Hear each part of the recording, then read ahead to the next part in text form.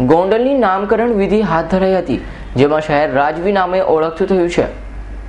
સરકારે દરેક શહેર અને તાલુકાની એક આગવી ઓળખ ઊભી થાય તે માટેની ઝુંબેશ હાથ ધરી છે, જેમને લઈને ગોંડલ દ્વારા અધિકારી મામલતદારે શહેરીજનો, તલાટી મંત્રીઓ, કચેરીના કર્મચારીઓ, સ્વૈચ્છિક સંસ્થાના હોદ્દેદારો પાસેથી ગોંડલના ઉપનામ માટેના સૂચનો મંગાવ્યા હતા, જેમાં લિખિતમાં ટપાલો, ઈમેલ, ફેસબુક, વોટ્સએપ સહિતના સોશિયલ મીડિયા સહિતના માધ્યમો દ્વારા મળેલા જનતાના કુલ સૂચનો પૈકીના 70% જેટલા સૂચનોમાં મહારાજા સર ભગવતસિંહજી રાજાશાહી યુગની કાર્યશૈલીને બરદાવી હતી।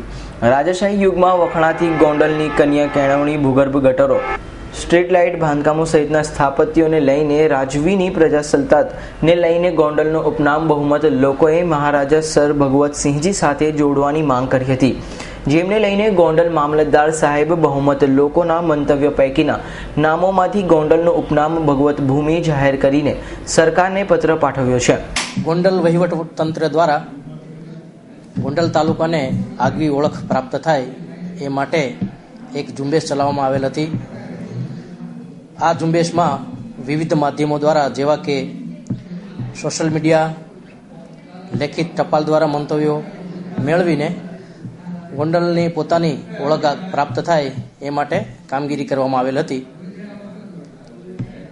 આ અંગે વિવિધ મળેલ મંતવ્યો પૈકી 70% કરતાં વધારે મંતવ્યો છે એ સર ભગવતસિંહજીની કાર્યશૈલી, સ્થાપત્ય, એમનું સુશાસનને ધ્યાનમાં લઈ અને આવેલ હતા।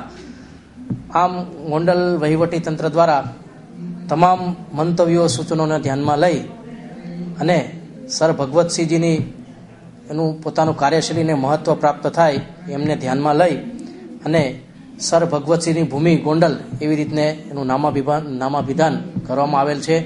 તેથી અમો વહીવટી તંત્ર ગોંડલ દ્વારા ગોંડલને સર ભગવતની ભૂમિ એવું નામ સૂચવવામાં આવેલ છે।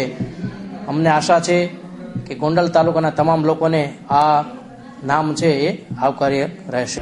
રાજાશાહી યુગનો ભલે અસ્ત થયો, પરંતુ ગોંડલની જનતાના હૃદયમાં આજે પણ રજવાડાના સમયમાં પ્રજા સુખે સુખી અને પ્રજા દુઃખે દુઃખી રહેતા રાજવી મહારાજા સર ભગવતસિંહજીનું નામ અમર બન્યું છે।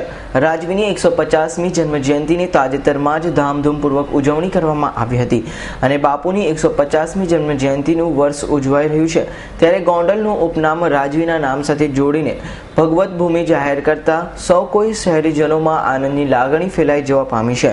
આણંદ એટલે મિલ્ક સિટી, સુરત એટલે સિલ્ક સિટી જેવા શહેરો ઊભી કરેલ પોતાની આગવી ઓળખની માફક ગોંડલ એટલે ભગવત ભૂમિના નામે શહેરની આગવી ઓળખ ઊભી થઈ છે, જેમને ચેમ્બર ઓફ કોમર્સ, વિવિધ સંસ્થાના હોદ્દેદારો, રાજકીય અગ્રણીઓ અને શહેરીજનોએ આનંદ ઉલ્લાસ સાથે આવકારેલ છે। હાલમાં રાજ્ય સરકાર દ્વારા વિવિધ શહેરો અને ગામનું ઉપનામ એટલે આગવી ઓળખ માટે જે નામકરણ કરવાનું હતું, આ એક સરકારનો કાર્યક્રમ હતો। મામલતદાર અને ડેપ્યુટી કલેક્ટરના અધ્યક્ષતામાં આ કાર્યક્રમ યોજાયો હતો।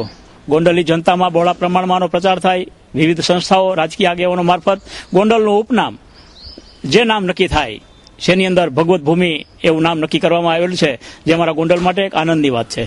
ગોંડલ સર ભગવતસિંહજીનું આ ગામ ગોંડલ અનેક રીતે વખણાતું હતું। શિક્ષણ નગરી, રાજા મહારાજાના વખતમાં સર ભગવતસિંહજી ફરજિયાત મહિલા કેળવણી હતી, ભૂગર્ભ ગટર યોજના હતી, અનેક મહારાજા સર ભગવતસિંહજીના જોગાનું જોગ 150મી જન્મ જયંતિ હાલે છે, એવે વખતે સર ભગવતસિંહજી ગોંડલના કુશળ અને સારા એક વહીવટકર્તા થઈ ગયા। આજની ગોંડલની જનતા, ગોંડલ તાલુકાની જનતા સર ભગવતસિંહજીને નતમસ્તક નમન કરે છે અને આવે વખતે ગોંડલનું ગામ અને ભગવત ભૂમિ એવું નામ નક્કી કરવામાં આવ્યું છે। અમારા ગોંડલ નગરપાલિકા વતી, ચેમ્બર ઓફ કોમર્સ વતી આજે અમને આનંદ અને હર્ષની લાગણી અનુભવું છું। આજની લોકશાહીમાં રાજાશાહી યુગનો ભવ્ય વારસો ભલે લુપ્ત થઈ રહ્યો હોય, પરંતુ રાજાશાહી યુગના પ્રજાવત્સલ રાજવી મહારાજ સર ભગવતસિંહજીનું નામ ગોંડલ સાથે જોડાતા ગૌરવવંત બન્યું છે। હરેશ ભાલિયાનો રિપોર્ટ, S9 ન્યૂઝ, જેતપુર।